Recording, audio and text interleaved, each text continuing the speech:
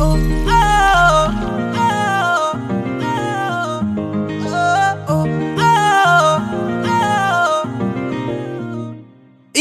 Heel ਦੇ ਨਾਲ ਮੈਂ ਕੱਟਿਆ ਏ 1 ਸਾਲ ਵੇ। ਮੈਨੂੰ ਕਦੇ ਤਾਂ ਲੈ ਜਿਆ ਕਰ ਤੂੰ ਸ਼ਾਪਿੰਗ ਮਾਲ ਵੇ। ਮੇਰੇ ਨਾਲ ਦੀਆਂ ਸਭ ਪਾਰਲਰ ਸਜਦੀਆਂ ਰਹਿੰਦੀਆਂ, ਹਾਏ ਹਾਈਲਾਈਟ ਕਰਾ